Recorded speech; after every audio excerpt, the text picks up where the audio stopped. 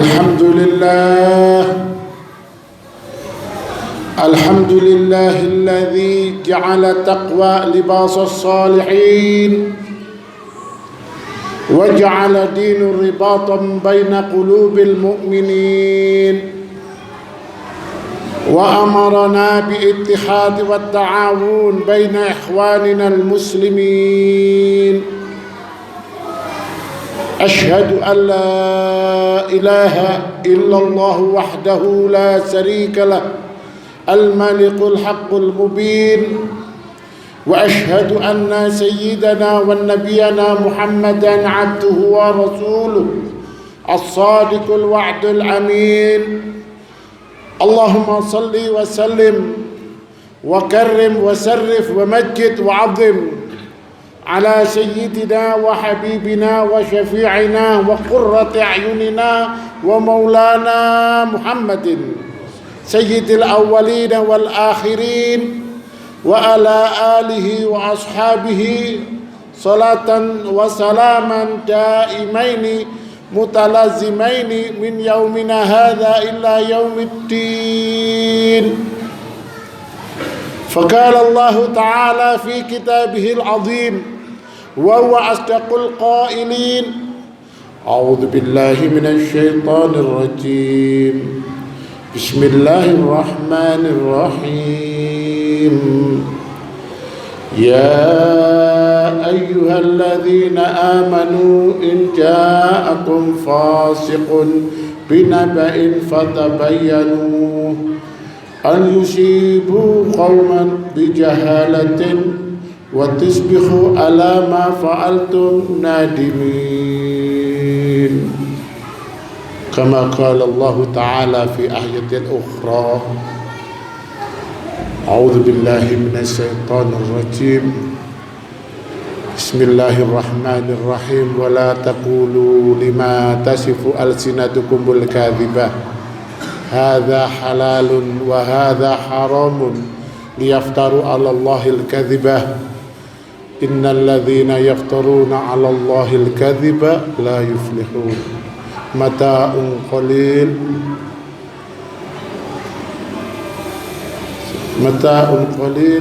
لهم عذاب أليم.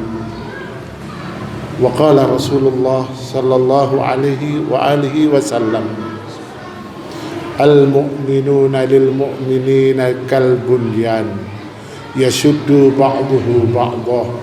صدق الله العظيم وبلغ النبي ورسوله الكريم ونحن على ذلك من الشاهدين الساكرين والحمد لله رب العالمين. أما بعد، فيا أيها المسلمون، فيا عباد الله، اتقوا الله وأوصيكم فإياي بتقوى الله وطاعته لعلكم ترحمون. Ma'asyiral muslimin wa zumratal mu'minin, jamaah salat Jumat rahimakumullah. Alhamdulillah, kita panjatkan puji syukur kepada Allah Subhanahu wa taala, yang mana saat ini kita masih diberi nikmat oleh Allah Subhanahu wa taala berupa nikmatus sehat wal afiyah, nikmat sehat dan sejahtera dalam lindungan ampunan Allah Subhanahu wa taala. Wa ni'matu tulul umur bi taatillah, nikmat kita masih diberi keberkahan dengan dikaruniai keberkahan umur oleh Allah Subhanahu wa taala dengan ketaatan kita kepadanya, kepada Rasulullah sallallahu alaihi wasallam. Lebih-lebih lagi kita masih diberi nikmat oleh Allah Subhanahu wa taala berupa nikmatul iman, Islam wa ihsan. Marilah dengan beberapa kenikmatan itu kita tingkatkan iman dan takwa kita kepada Allah Subhanahu wa taala, agar kita sekalian dapat menjadi hamba-hamba Allah yang muttaqin was salihin. Amin ya rabbal alamin. Ma'asyiral hadirin jamaah salat Jumat rahimakumullah. Hari terus bergulir setelah kita ditinggal Ramadan, kita memasuki bulan Syawal. Hari ini kita masuk lagi di bulan Dzulqa'dah. Tidak terasa Ramadan telah meninggalkan kita. Sebagaimana wasiat daripada Kanjeng Nabi Muhammad sallallahu alaihi wasallam, ketika malam-malam kita ditinggal Ramadan, idza kana lailatul akhir Ramadan bakatis samawati wal ardi wal malaikati ajmain. Ketika malam-malam akhir bulan Ramadan, kata Kanjeng Nabi, menangislah yang namanya bumi langit beserta para malaikatnya. Sahabat mendengar daripada dahulu Kanjeng Nabi Muhammad sallallahu alaihi wasallam ini bertanya, mengapa wa ma yubki ya Rasulullah? Mengapa menangis semuanya itu ya Rasulullah? Rasulullah menjawab, zahabu Ramadan, perginya Ramadan. Sahabat bertanya kembali, mengapa dengan perginya bulan Ramadan langit bumi beserta malaikatnya pada menangis? Rasulullah sallallahu alaihi wasallam menjawab, musibah li ummati, musibah li ummati, musibah li ummati, musibah bagi umatku, musibah bagi umatku, musibah bagi umatku. Diulang-ulang oleh Rasulullah sallallahu alaihi wasallam karena hari ini kita terjebak oleh jebakan-jebakan nafsu syaitan yang telah terus menghantui kita, terus bergulir. Hari ini kita terus digoda, hari ini kita terus, depan kita ada jurang-jurang kenistaan, jurang-jurang yang akan menjebak kita untuk masuk di dalamnya. Naudzubillah min dzalik. Apa itu? Segala kemaksiatan, segala yang dilarang oleh Allah Subhanahu wa taala, yang keluar daripada diri kita, dari lisan kita, dari apapun. Kadangkala kita tidak terasa lisan ini begitu ringannya untuk mengatakan hal-hal yang dilarang oleh Allah Subhanahu wa taala. Ma'asyiral hadirin rahimakumullah, di dalam surat Al-Hujurat yang saya baca tadi ayat 6, yang mana Allah Subhanahu wa taala telah mengatakan, ya ayyuhalladzina amanu in ja'akum fasiqun binaba'in fatabayyanu.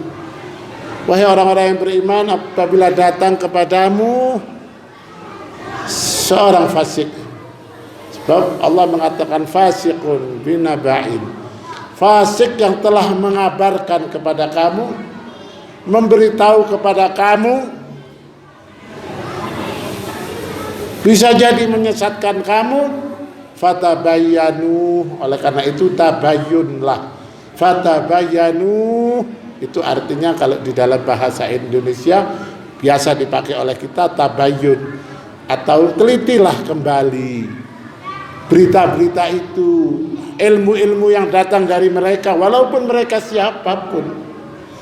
Kita diharapkan untuk meneliti kembali. Antusibu qauman bijahalatin, bisa jadi akan menimpa kepada orang-orang satu kaum dengan kebodohan mereka. Makanya kita jangan mau jadi orang bodoh. Fatusbihu ala ma fa'altum nadimin. Kalau sudah demikian, nanti pembodohan ini akan terjadi penyesalan. Ma'asyiral hadirin rahimakumullah, apa yang terkandung di dalam ayat ini? Ayat ini menerangkan bahwa kita jangan mudah menerima satu apapun pembicaraan. Kalau hari ini kita mengatakan hoax, apapun penyesatan. Sebab di antara orang-orang mungkin yang mengerti ilmu atau apapun, mungkin mereka mempunyai kepentingan sendiri, sehingga dia akan mengorbankan umat. Ini yang jadi persoalan. Untuk kepentingan pribadi mereka, tapi mereka mengorbankan umat. Kalau untuk urusan-urusan hal-hal yang sepele nggak jadi masalah. Tapi kalau agama sampai dibelok-belokkan, ini yang bahaya. Sebagaimana Allah mengatakan, wala taqulu lima tasifu alsinatukumul kadzibah. Jangan sampai dari lisan kita keluar segala sesuatu bohong.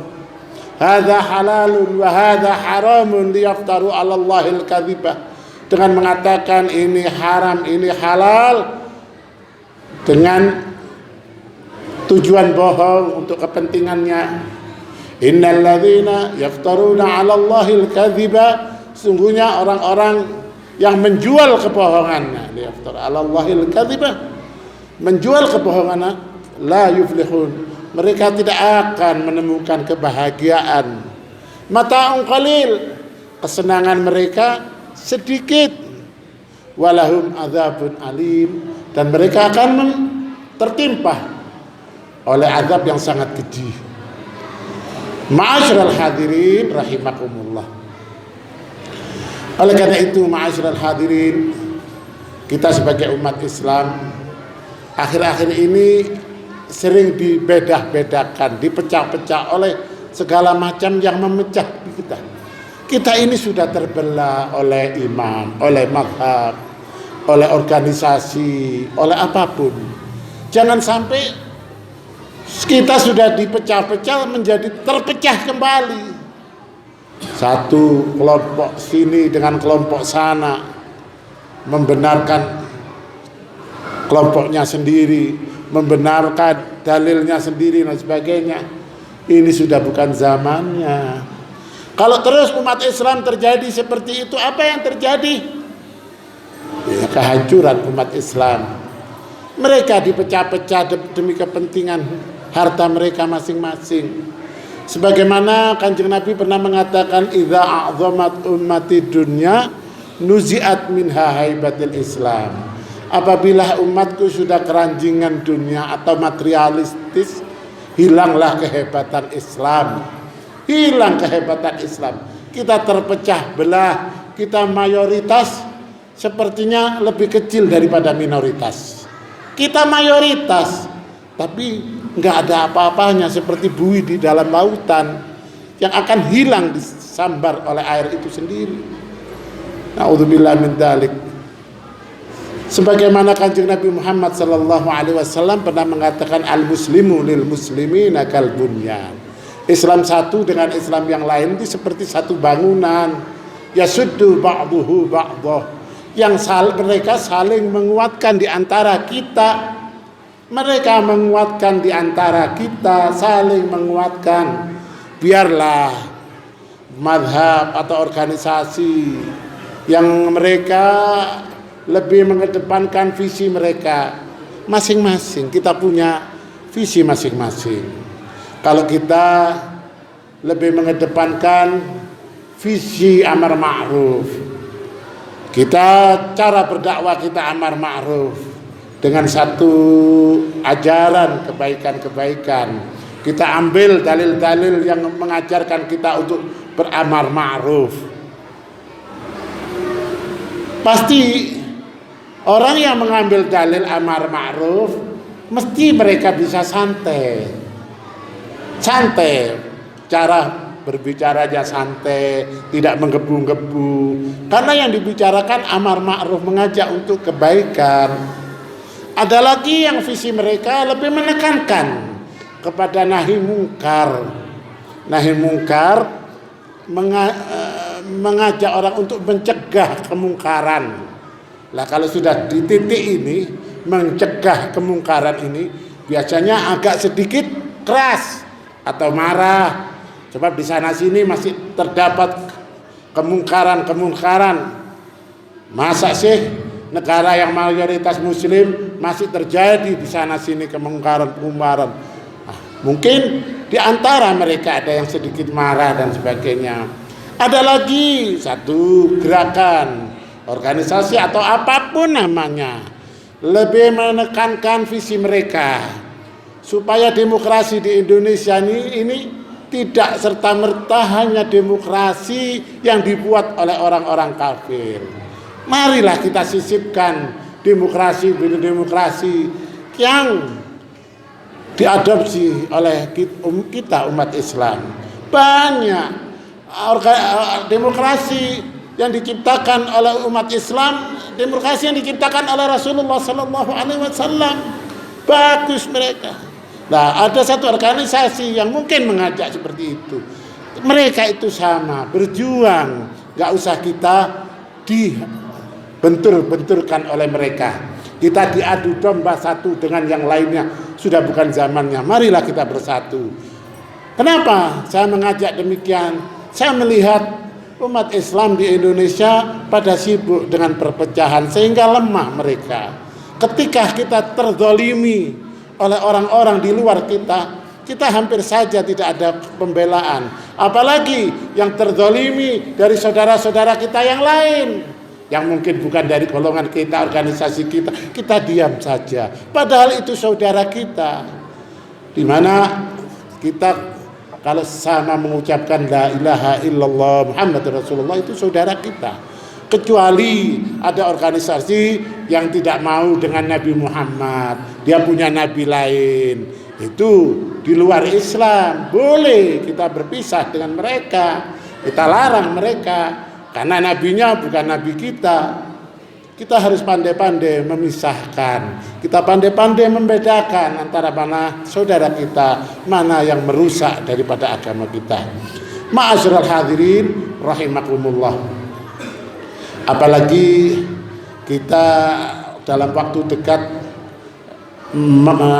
akan kedatangan Hari Raya Idul Adha, yang mana Hari Raya Idul Adha ini persatuan umat Islam di seluruh dunia. Ketika kita diperintah untuk haji, kita bertemu dengan saudara-saudara kita di seluruh dunia. Ini persatuan. Dan hari ini kita mendapat musibah.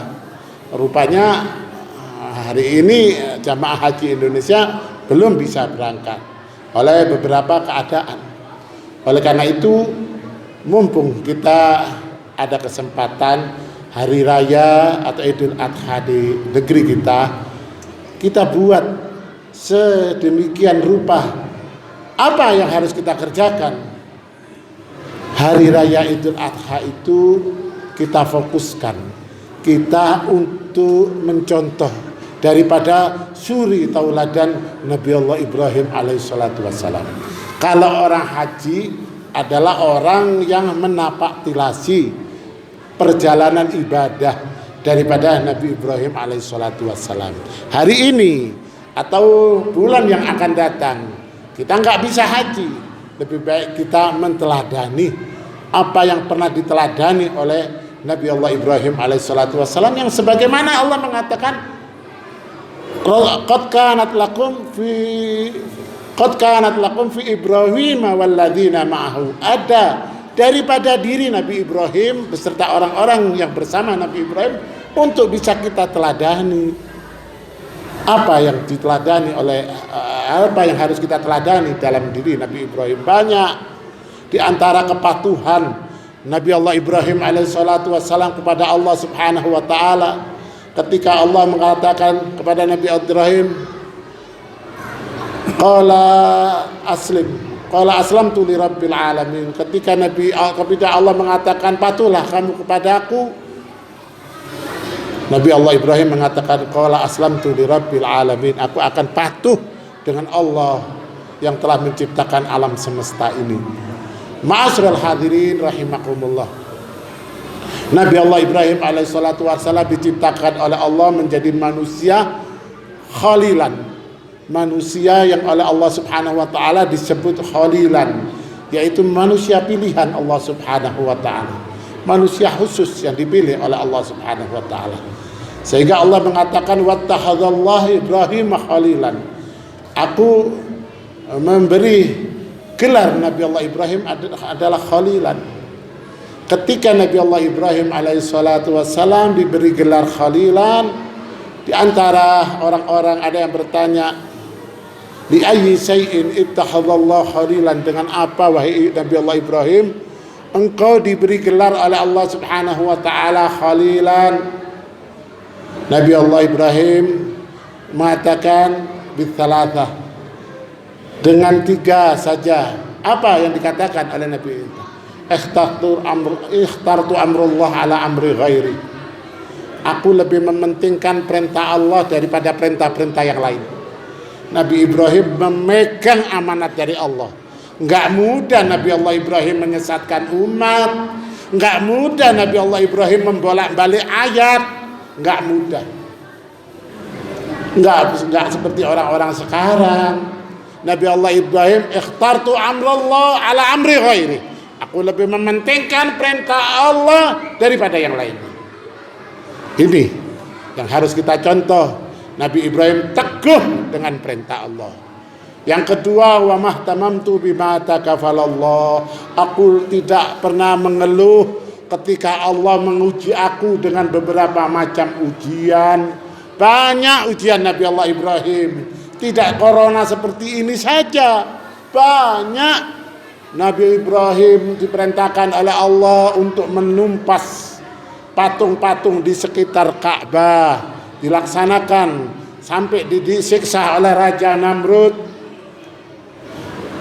Kemudian Nabi Allah Ibrahim alaihi salatu wassalam diperintahkan oleh Allah Subhanahu wa taala dengan perintah-perintah yang lain sampai pada akhirnya perintah menyembelih putranya Nabi Allah Ismail alaihi salatu wassalam. Pengorbanan yang luar biasa. Ini yang perlu kita teladani. Kita berani berkorban untuk Allah, kita tidak gampang mengeluh. Yang terakhir, wa ma taghadaitu wa ta'asaitu illa ma'adhaif. Aku enggak pernah makan siang maupun makan malam kecuali dengan para tamuku. Apa makna daripada ini? Nabi Allah Ibrahim berpuasa terus. Baru Nabi Allah Ibrahim makan siang maupun makan malam ketika ada tamu. Penghormatan dengan tamunya luar biasa. Sampai hari ini kita melihat tamu-tamu daripada Nabi Allah Ibrahim di kota suci Mekah luar biasa. Walaupun di sana sini masih ada hal-hal yang terus mengganggu kita untuk tidak datang di sana, tapi kota Mekah tetap ramai.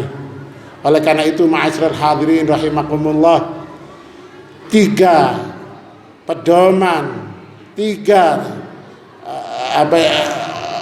teladan yang telah dibuat oleh Nabi Allah Ibrahim, yang telah dikerjakan oleh Nabi Allah Ibrahim alaihissalatu wassalam, marilah kita teladani. Yang pertama, Nabi Allah Ibrahim lebih mementingkan perintah Allah. Enggak mudah Nabi Allah Ibrahim berfatwa dengan fatwa seenaknya. Tidak mudah Nabi Allah Ibrahim menyiasati ayat. Tidak, Nabi Allah Ibrahim lebih mementingkan perintah Allah daripada perintah-perintah yang lain. Diperintah oleh konglomerat, diperintah oleh siapapun, enggak mau Nabi Allah Ibrahim alaihissalatu wassalam. Ini Nabi Allah Ibrahim teguh dalam keimanannya. Yang kedua, Nabi Allah Ibrahim alaihissalatu wassalam tidak pernah mengeluh ketika ujian datang kepada Nabi Allah Ibrahim. Tidak pernah mengeluh. Nabi Ibrahim sudah paham bahwa ini adalah ujian dari Allah Subhanahu wa taala. Dan yang ketiga, Nabi Allah Ibrahim adalah orang-orang yang dekat dengan yang lainnya. Nabi Ibrahim senang dengan menerima tamu, bahkan gak pernah makan dan gak pernah makan malam maupun makan siang kecuali dengan para tamunya. Ma'asyiral hadirin rahimakumullah. Oleh karena itu, dalam situasi seperti ini kita terus diganggu oleh gangguan-gangguan umat Islam. Apalagi kita diadu domba satu dengan yang lain. Marilah kita teguhkan iman kita. Kita selalu bergandeng tangan dengan sesama muslim. Jangan kita mudah diadu domba oleh yang lainnya. Terutama saudara-saudara kita sama muslim. Itu saudara kita. Kita bergandeng tangan agar kejayaan umat Islam di Indonesia yang pernah